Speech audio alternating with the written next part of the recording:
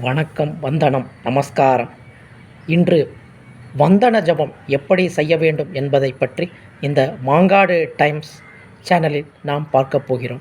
அதற்கு முன்பாக வந்தன ஜபம் என்றால் என்ன, அந்த வந்தன ஜபத்தை எப்பொழுது செய்ய வேண்டும், ஏன் செய்ய வேண்டும் என்பது போன்ற விஷயத்தை முதலில் நாம் பார்க்கப் போகிறோம். வந்தன ஜபம் என்பது சுக்ல யஜுர்வேதத்தில் சொல்லப்பட்டுள்ளது.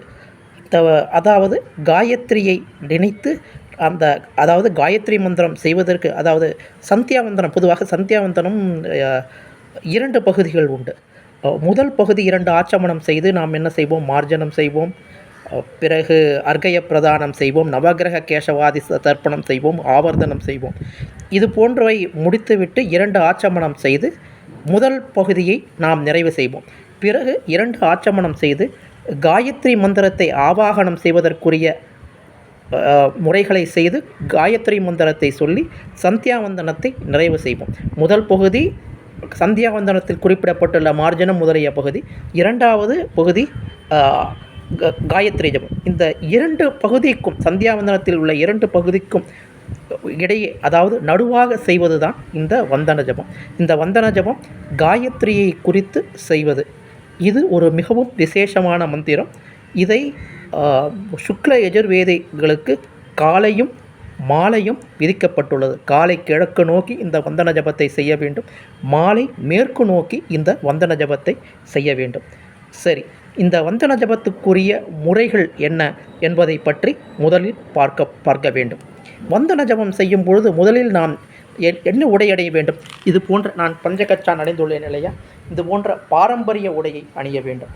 பிறகு துண்டை, மேல் துண்டை யக்ஞோபவீதம் போல, அதாவது பார்க்கிறீர்கள் என்றால் இந்த மேல் துண்டை இந்த பூணல் மீது அணிந்து கொள்ள வேண்டும். அதாவது இந்த யக்ஞோபவீதம் எப்படி அணிந்து கொள்கிறோமோ அதுபோன்று இந்த மேல் துண்டை அணிந்து இந்த வந்தன ஜபம் என்ற உயரிய மந்திரத்தை நாம் தொடங்க வேண்டும். இந்த வந்தன ஜபம் 6 அக்ஷரங்களை கொண்டது.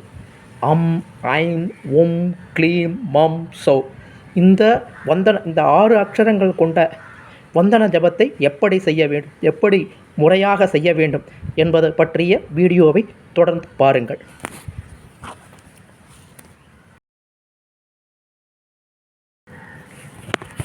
முதலில் இது போன்ற தீர்த்த பாத்திரத்தை எடுத்துக்கொண்டு நாம் ஜபம் செய்யும் இடத்தை ஓம் பூர்புவஸ்வக என்று நீரால் தெளிக்க வேண்டும். ஓம் பூர்புவஸ்வக என்று நான் தண்ணீரால் தெளித்து விட்டேன். பிறகு நாம் பலகையோ ஆசனமோ அதன் மீது போட்டு அமர்ந்து நாம் இந்த வந்தன ஜபத்தை தொடங்க வேண்டும்.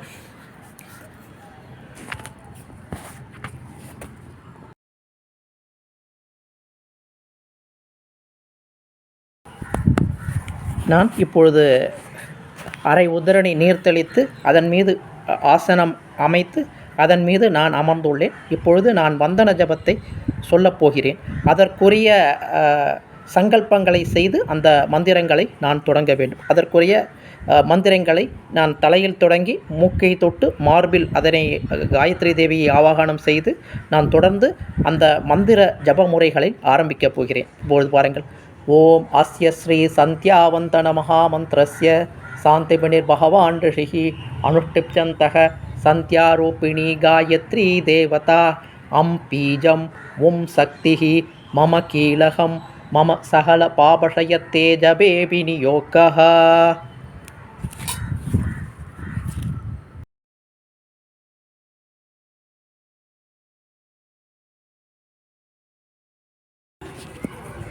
அடுத்ததாக ஞாசம் என்ற பகுதியை பற்றி சுருக்கமாக பார்த்துவிட்டு, ஞாசம் என்றால் என்ன, ஏன் இந்த அம்பி ஜம் உம் சக்திகி என்று நான் காயத்ரியை ஜபத்தை ஆரம்பிக்கிறேன் என்று சொல்லிய பிறகு நாம் நம் உடம்பை, கரத்தை உபயோகித்து நாம் இறைவனை பூஜிக்கிறோம். பிறகு மனதாக இந்த உடலையும் நான் இறைவனுக்கு அர்ப்பணிக்கிறோம். இறைவனுக்கு அர்ப்பணித்துத்தான் அந்த பூஜையை தொடங்குகிறோம்.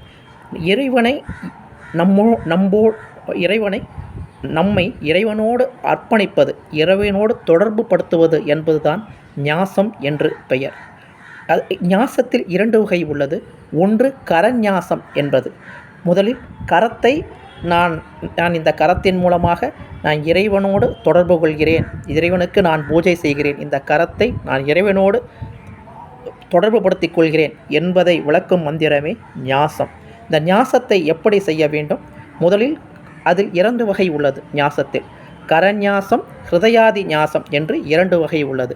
முதலில் நாம் கரஞாசத்தை பார்க்க போகிறோம். அந்த கரஞாசம் எப்படி செய்ய வேண்டும் என்பதை முதலில் பார்க்க வேண்டும். முதலில் கட்டை விரல் கொண்டு ஆள்காட்டி விரலை இவ்வாறு தேய்க்க வேண்டும். பிறகு ஆள்காட்டி விரலால் கட்டை விரலை இவ்வாறு தேய்க்க வேண்டும். பிறகு கட்டை விரலால் நடுவிரலை தேய்க்க வேண்டும். பிறகு மோதிர விரலை தேய்க்க வேண்டும். பிறகு சுண்டு விரலை தேய்க்க வேண்டும். நான் இப்படி காண்பித்தேன் இல்லையா? இதை இப்படி திருப்பி நான் சொல்லிய முறைப்படி அந்த கரஞாசத்தை செய்ய வேண்டும். அதாவது இந்த வந்தன ஜபத்திற்குரிய அம் ஐம் உம் க்ளீம் மம் இல்லையா, அந்த 6 அக்ஷரத்துக்கு உண்டான அந்த கரஞாசத்தை நாம் செய்ய வேண்டும். அதை எப்படி செய்கிறேன் என்பதை பாருங்கள். ஓம் அம் ஐம் அங்குஷ்டாப்யாம் நமஹ, உம் க்ளீம் தர்ஜனீப்யாம் ஸ்வாஹா, மம் சௌ மாத்யமாப்யாம் பஷ்ட், அம் ஐம் அநாபிகாப்யாம் ஹூம், உம் க்ளீம் கனிஷ்டிகாப்யாம் பஷ்ட், மம் சௌ கரதலகர புஷ்டாப்யாம் பட் என்று சொல்லி கரஞாசத்தை நான் நிறைவு செய்துவிட்டேன். பிறகு ஹிருதயாதி ஞாசம் எப்படி செய்ய போகிறேன்? அம் ஐம் ஹிருதயாய நமஹ, உம் க்ளீம் சிரசே ஸ்வாஹா, மம் சௌ சிகாயை வஷ், அம் ஐம் கவசாய ஹூம், உம் க்ளீம் நேத்ரத்ராய வஷ், மம் சௌ அஸ்திராய பட் இதிதிக் பந்தஹ என்று சொல்லி நான் ஹிருதயாதி ஞாசத்தையும் நான் முடித்துவிட்டேன்.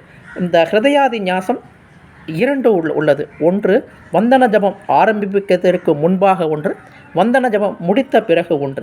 வந்தன ஜபம் ஆரம்பிப்பதற்கு முன்பாக இதிதிக் விமோக்கக என்று சொல்லி வலது கையை வலதுபுறமாக தலையை சுற்றி தட்ட வேண்டும்.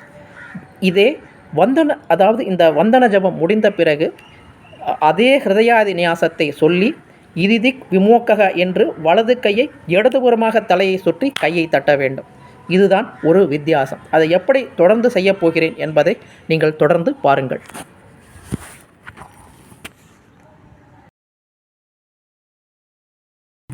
பிறகு வந்தன ஜபத்திற்குரிய தியான மந்திரம் ஆரம்பமாகிறது. பொதுவாக எந்த மந்திரமாக இருந்தாலும், காயத்ரி ஜபமாக இருந்தாலும், விஷ்ணு சகஸ்ரநாமமாக இருந்தாலும், வேறு எந்த அஷ்டோத்திர சகஸ்ரநாம ஸ்தோத்திரம் எது செய்தாலும் இது போன்ற முறைகள் உள்ளது.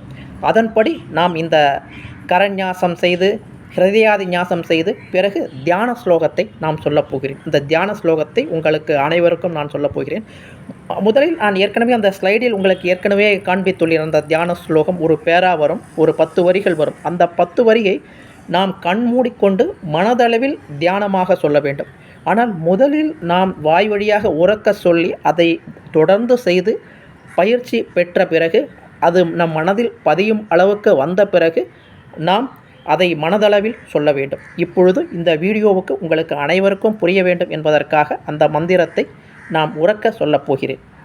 ஓம் ஹிருத்பர்ம கர்ணிகா மத்தியே சுத்த தீபசிகாக்கிருதிம் அங்குஷ்டமாத்ராம் அமலாம் தியாயேத் ஓங்கார ரூபிணிம் கிருத்வா சந்தியாம் அபித்யாயேத் நீலக்ரீவாம் சுசோபனாம் வரதாபயஹஸ்தாம் தாம் திரிநேத்ராம் சந்திரசேகராம் பிரணவம் பரமாத்மானம் ஜபத்வா பக்தி சமன்விதः ஸ்வாத்மநாதான் அபித்யாயேத் தண்டவத் பிரணவேத் புவி அஹோ மாயே பிரம்மரூபே த்வயே சந்தியே சரஸ்வதி அஜரே மலே சைவ பிரம்மயோனி நமோஸ்துதே பிராத்தராஞ்ச தே தேவி ருக்மயே பிரம்மரூபிணி யஜுர்வேதமயே சுத்தே மத்யானி ருத்ரரூபிணி சாயம் சாமமயே கிருஷ்ணே சந்தியே விஷ்ணுஸ்வரூபிணி மயா கிருதான்ய சஷாணி பாபாணி பிரணுதா சுமே பத்பியாம் கராபியாம் சக்ஷூர்பியாம் ஜிஹ்வோபத்ரேந்திரியாதிபிஹி கிருதானி யானி பாபானி பஸ்மசாத் குருத்தானி மே சந்தியே தேவி ஜஹத்வந்தே திவ்யசந்தியே நமோஸ்துதே சத்வாம் சந்தியாம் அபீத்யாயேத் சர்வபீஷ்டம் பிரயஷ்சமே என்று சொல்லி இந்த தியான ஸ்லோகத்தை நான் முடிக்கிறேன். இந்த தியான ஸ்லோகம் என்ன சொல்கிறேன் என்றால், மத்தியானத்தில் ருத்ர ரூபியாக இருக்கிறாய், இரவில் இந்த ரூபமாக காயத்ரியே தேவியே நீ இருக்கிறாய், உன்னை நான் வணங்குகிறேன், உன்னை நான் மனதாக பிரார்த்திக்கிறேன் என்பதே இந்த தியான ஸ்லோகத்தின் பொருள். தொடர்ந்து இந்த தியான ஸ்லோகம் முடிந்து பஞ்சபூஜை என்று ஒன்று உள்ளது. இந்த பஞ்சபூஜையும் அனைத்து ஜபமுறைகளுக்கும் உள்ளது. இந்த அதாவது இந்த வந்தன ஜபத்திற்குரிய பஞ்சபூஜையை எப்படி என்று தொடர்ந்து பார்க்கலாம்.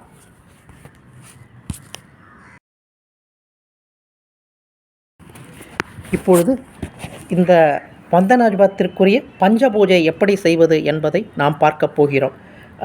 நாம் ஏற்கனவே பார்த்துள்ளோம் இல்லையா? கரநியாசம் செய்யும்போது என்ன செய்தோம்? முதலில் கட்டை விரலை ஆட்காட்டி விரலுடன் சேர்த்து செய்தோம். பிறகு ஆட்காட்டி விரலை கட்டை விரலுடன் சேர்த்து செய்தோம். பிறகு நடுவிரல், மோதிர விரல், சுண்டு விரல் என்று வந்தது.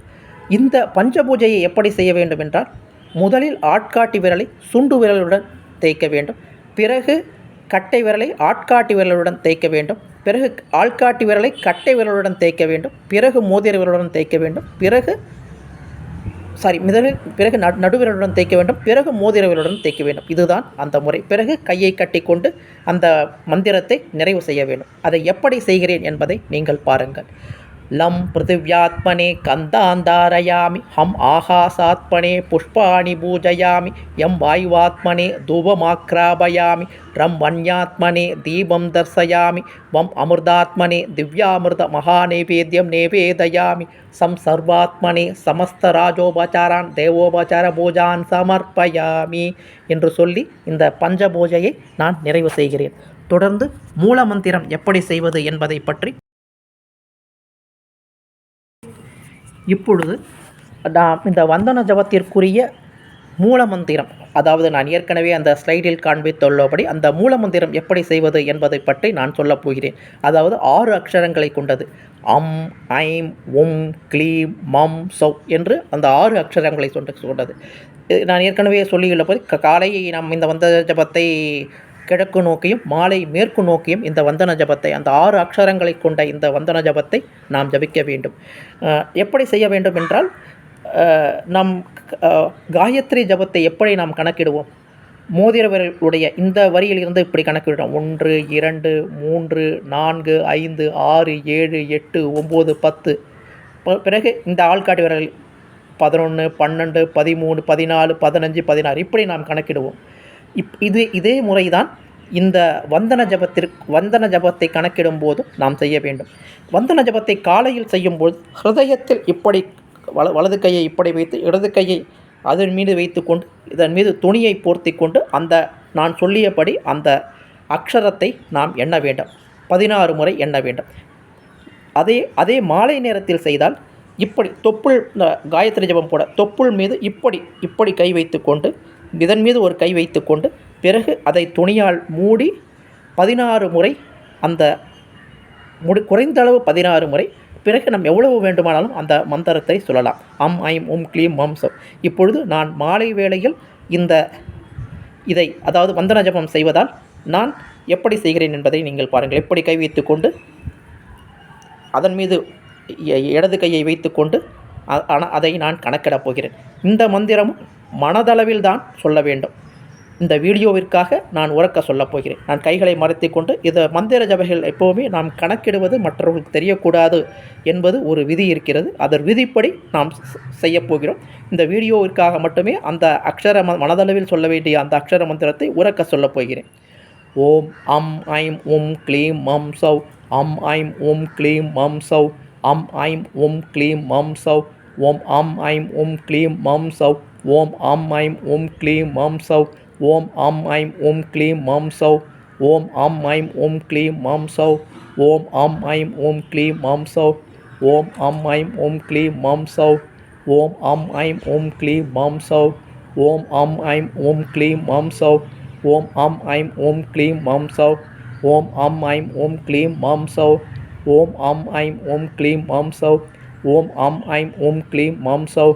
ஓம் அம் ஐம் உம் க்ளீம் மம் சௌ என்று நான் அந்த 16 மனதளவில் சொல்ல வேண்டிய மந்திரத்தை 16 முறை உங்களுக்கு நான் சொல்லி காண்பித்து உள்ளேன்.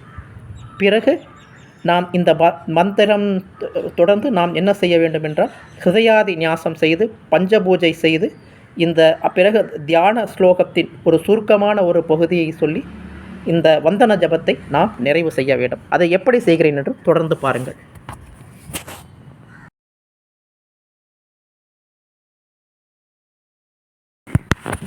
நான் இந்த வந்தன ஜபத்திற்குரிய அந்த 6 அக்ஷர மூல மந்திரத்தை உங்களுக்கு நான் காண்பித்து விட்டேன். இந்த மந்திரம் முடிந்த பிறகு முதலில் வருவது ஹிருதயாதிநாசம். முடிந்த பிறகு, அதாவது மந்திரம் சொல்லிய பிறகு ஹிருதயாதிநாசம். ஹிருதயாதிநாசத்திற்கு ஒரு வித்தியாசம் நான் சொல்லியிருந்தேன். அதாவது மூலமந்திரம் ஆரம்பிக்கும் பொழுது வலது கையை வலமாக சுற்றி இதிதிக் பந்தக என்று சொல்ல வேண்டும்.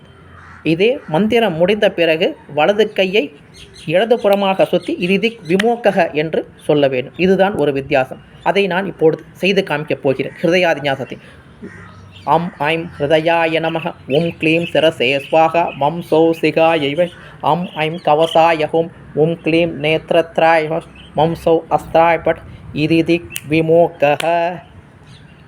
இப்பொழுது நான் இடதுபுறமாக சுட்டி காண்பித்து விட்டேன்.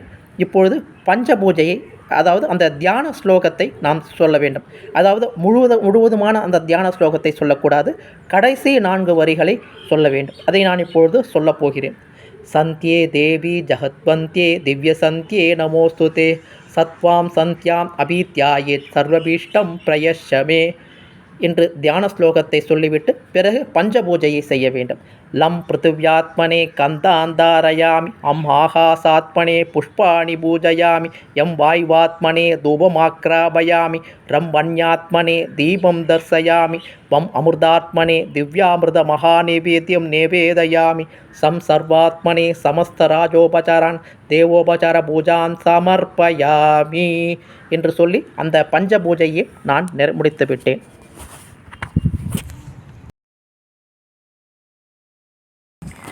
பிறகு கடைசி பகுதியான, அதாவது இந்த நான் பஞ்சபூஜை மூலமந்திரத்தை சொல்லி தியான ஸ்லோகத்தை சுருக்கமாக சொல்லி பஞ்சபூஜையும் செய்துவிட்டேன். பிறகு நான் என்ன செய்ய வேண்டும்? நான் இந்த ஜபம் முடிவதற்கான ஒரு அரை தீர்த்தத்தை கையில் இவ்வாறு எடுத்துக்கொண்டு ஓம் தஸ்தஸ் பிரம்மார்ப்பணமஸ்து என்று சொல்லி நான் இந்த மந்திரத்தை நிறைவு செய்கிறேன். பிரம்மனுக்கு அர்ப்பணித்து விட்டேன் என்று சொல்லி நான் இந்த வந்தன ஜபத்தை நான் நிறைவு செய்து விட்டேன். இந்த 6 அக்ஷரங்களை கொண்ட இந்த வந்தன ஜபமானது மிகவும் சக்தி வாய்ந்தது. இதை காலையிலும் மாலையிலும் சுக்ல யஜுர்வேதத்தை வேதமாக கொண்டவர்களுக்கு விதிக்கப்பட்டுள்ளது. இதை மற்றவர்களும் இதை தெரிந்து கொண்டு செய்யலாம். பிராமணர்கள் செய்யலாம். பிராமணர்கள் அல்லாதவர்களும் இந்த வீடியோ மூலமாக இதை தெரிந்து வைத்து கொண்டு அந்த அக்ஷர மந்திரத்தை சொல்லி பயன்பெறலாம். இந்த அக்ஷர மந்திரம் அனைவரும் தெரிந்து கொள்ள வேண்டும் என்பதே இந்த பதிவின் நோக்கம்.